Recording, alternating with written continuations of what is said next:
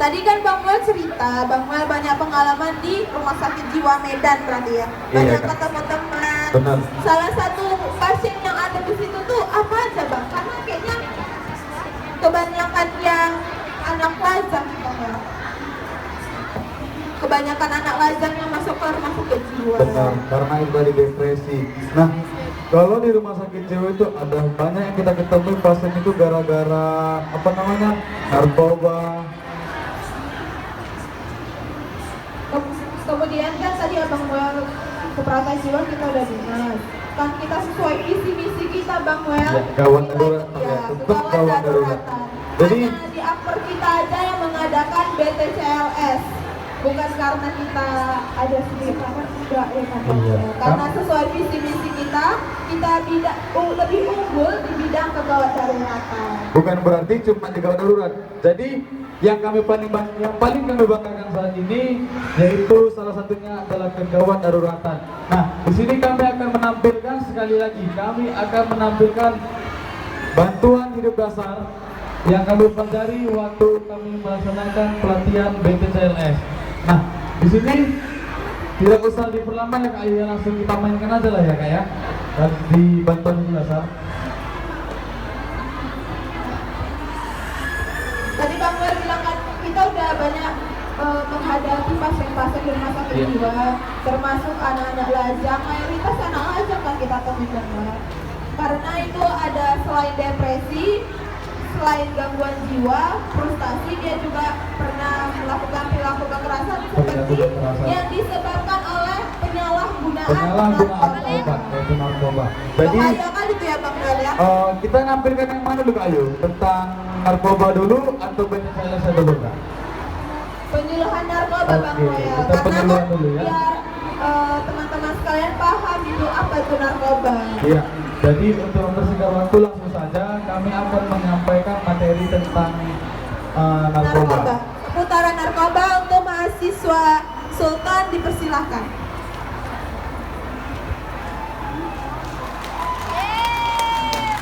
Ya, terima kasih kepada Kak Ayu dan Bang Wel yang telah memberikan saya kesempatan. Kami ya. Baik. Assalamualaikum warahmatullahi wabarakatuh. Selamat siang dan salam sejahtera buat kita semua. Bapak-bapak, ibu-ibu dan rekan-rekan muda, apa kabar? Baik, alhamdulillah. Sehat? Sehat, ya. Sehat itu singkatan senang hati. Jadi kalau saat ini Bapak Ibu senang hati berarti sehat, ya, walaupun sedang hipertensi, ya. Baik. Otak manusia Allah ciptakan ada dua bagian, sebelah kanan dan kiri. Yang perbelahnya itu persis garis hidung ke atas, bisa Bapak Ibu rasakan. Ini yang membelah otak kanan dan kiri. Otak kanan mengatur tubuh bagian kiri. Otak kiri mengatur tubuh bagian kanan. Coba Bapak Ibu gerakin tangan kanan ya. Ini yang mengatur otak bagian kiri. Ya. Sekarang gerakin kaki kirinya. Ini yang mengatur otak bagian kanan. Ya. Sekarang juga saya minta Bapak Ibu tepuk tangan semua ya. Otak mana yang bekerja saat kita tepuk tangan? Dua-dua. Ya, dua-duanya. Dua-duanya ya. Maka setelah kita tepuk tangan, kita semakin semangat ya. Kasihan orang yang cintanya bertepuk sebelah tangan, ya cuma sebelah. Baik, supaya lebih semangat, tepuk tangan sekali lagi semuanya. Iya, terima kasih.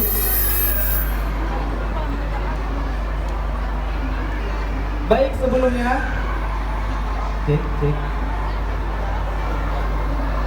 Tes.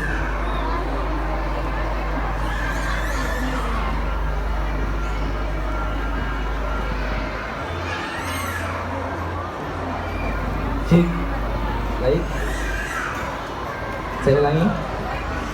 Baik, sebelumnya yang saya hormati bapak-bapak, ibu-ibu, dan rekan-rekan muda yang sudah hadir pada kesempatan hari ini. Perkenalkan, nama saya Muhammad Sultan Aulia. Saya seorang mahasiswa keperawatan Kesdam 1 Bukit Barisan Binjai. Ya, standnya ada di sana. Di sini saya akan memberikan sedikit edukasi tentang narkoba. Karena di zaman ini semakin banyaknya orang terkena narkoba. Ya, perlu Bapak Ibu tahu, menurut survei penyalahgunaan narkoba nasional tahun 2021, penyalahgunaan narkoba terus meningkat setiap tahunnya. Di tahun 2019, penyalahgunaan narkoba ini, pengguna narkoba mencapai 4.500.000 orang. Nah, tahun lalu penyalahgunaan narkoba mencapai 4.800.000 orang. Nah, di sini kita lihat bahwa pentingnya edukasi tentang narkoba. Untuk apa? Untuk meminimalkan penyalahgunaan narkoba, bahkan menghapus narkoba dari bumi Indonesia. Ya, dari tadi kita sudah bicara tentang narkoba. Sebenarnya apa sih itu narkoba? Narkotika dan obat-obatan terlarang. Kakak baju biru. Mohon maaf kak. Kalau boleh tahu namanya siapa? Kak Tria. Iya, saya mau bertanya. Sudah pernah dengar belum apa itu narkoba? Menurut kakak, narkoba itu apa sih? Iya, kakak sebelah sini. Mohon maaf kak, namanya siapa? Iya, Kak Dela. Sudah pernah dengar apa itu narkoba? Kalau boleh tahu narkoba itu apa sih?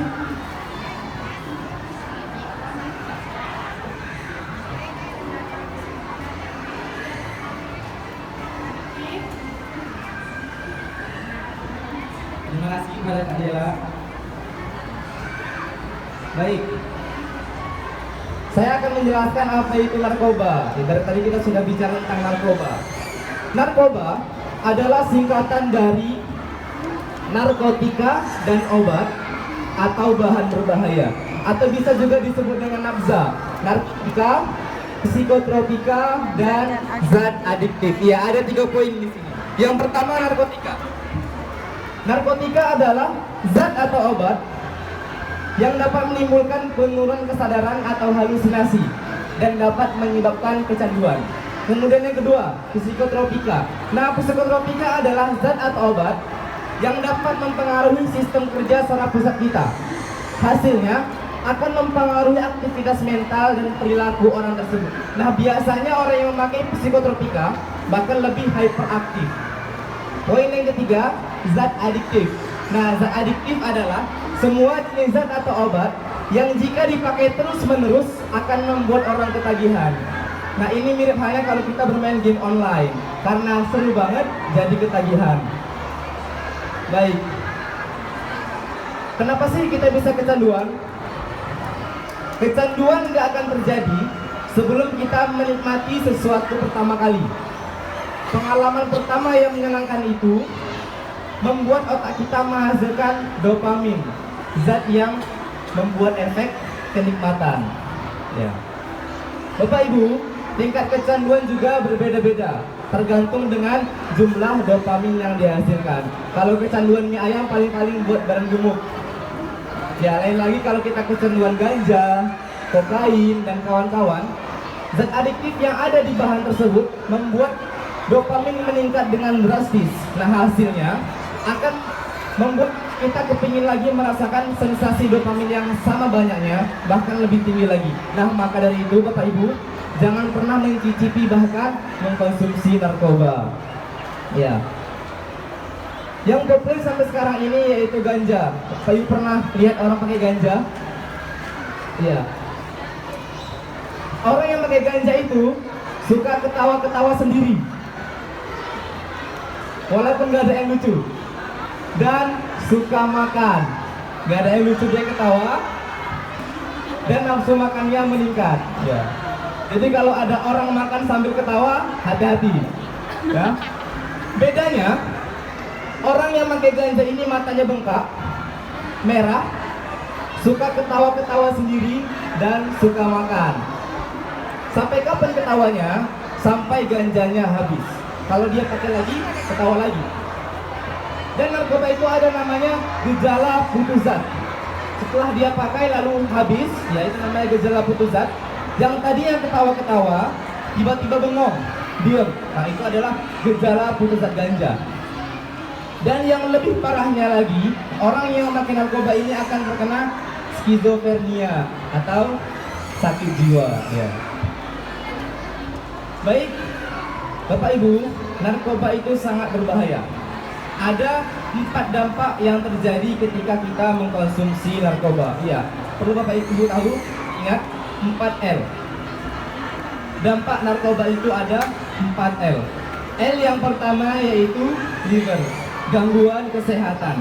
Ketika kita mengkonsumsi narkoba, kita bisa mengalami gangguan kesehatan seperti gagal ginjal, kanker hati, kemudian cacat janin bagi ibu yang sedang hamil, kemudian TBC, AIDS, dan yang lain sebagainya. Kemudian L yang kedua yaitu lover, kurangnya kasih sayang. Nah ini, kasih sayang terhadap teman, keluarga, dan kerabat kita itu menjadi rusak karena adanya narkoba. Kemudian L yang ketiga yaitu lifestyle, gaya hidup. Nah di sini kita tahu bahwa orang pecandu narkoba itu nggak ada malunya Bapak Ibu, ya. Di mana-mana suka hati dia, setanam tenteng jalannya, iya.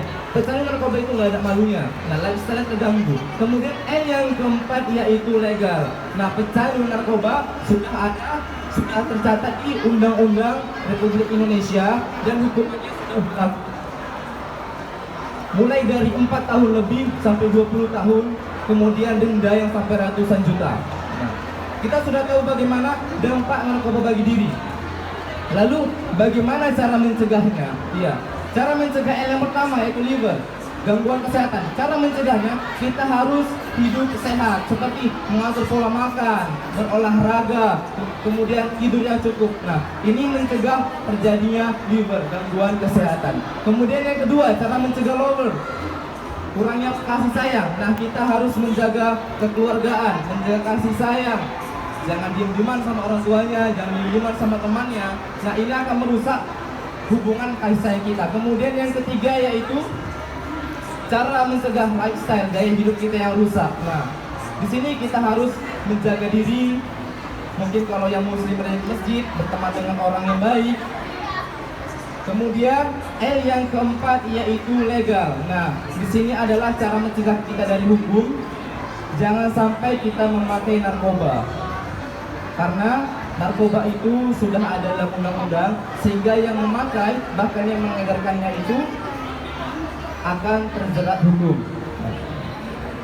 Bapak Ibu, di dalam otak kita sebenarnya ada narkotika alami yang dikasih Tuhan di setiap manusia, bahkan hewan.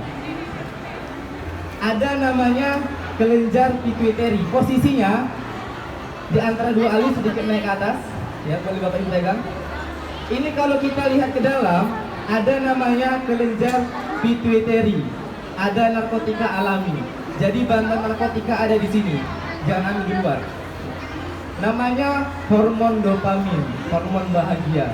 Mari ajarkan diri kita agar dopaminnya sering keluar tanpa harus ambil yang kimia. Bagaimana caranya? Gampang. Mohon maaf Bapak Ibu, yang pertama harus sering tersenyum.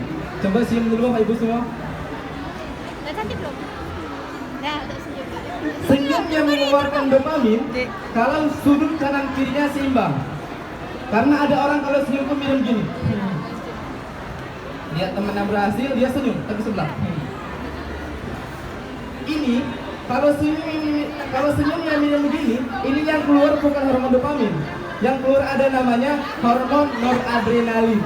Dia tidak di otak, dia di pinggang. Coba pegang pinggangnya Pak. Masih ada pinggangnya Pak? Iya. Dia tidak di otak, dia di pinggang. Makanya kalau orang cemas itu sakit pinggang.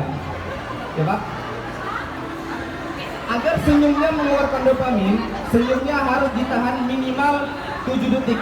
Bapak Ibu semua senyum semua, saya hitung 1, 2, 3, 4, 5, 6, 7, 8. Ya, luar biasa. Karena stimulasi dari sudut ini ke sini membutuhkan waktu minimal 7 detik. Baik. Yang kedua yaitu tertawa. Ya. Kalau Bapak Ibu suntuk, kalau Bapak Ibu bosan, minta tolong sama temannya untuk membuat cerita lucu, baru ketawa dan ketawa-ketawa sendiri ya. Ya. Atau membuat cerita lucu pada anak-anak agar anak-anak sering ketawa. Karena anak-anak itu rentan terhadap narkoba. Kemudian yang ketiga, apa yang ketiga? Dibelai. Ya. Anak-anak harus sering dibelai. Dibelai dalam arti diberi perhatian. Karena anak-anak jatuh ke lingkungan narkoba karena kurangnya perhatian dari keluarga. Kemudian yang keempat yaitu bergerak. Bapak Ibu suka olahraga? Ya, olahraga mengeluarkan dopamin. Dan yang kelima yaitu bernyanyi. Bernyanyi membuat kita bahagia. Yang tadinya sedih, yang tadinya susah, membuat kita senang dan bahagia. Bapak Ibu pernah lihat film India? Ya. Orang India itu selalu bahagia. Kenapa? Saat dia marah, nyanyi. Saat dia susah, nyanyi. Saat dia sedih, nyanyi. Ya, ditinggal pacar juga, nyanyi. Ya, itu buat bahagia. Mungkin cukup sekian sedikit edukasi dari saya. Semoga bermanfaat bagi kita semua. Jika ada saya yang salah atau kurang berkenan di hati Bapak Ibu, saya mohon maaf. Dan saya akhiri. Assalamualaikum warahmatullahi wabarakatuh.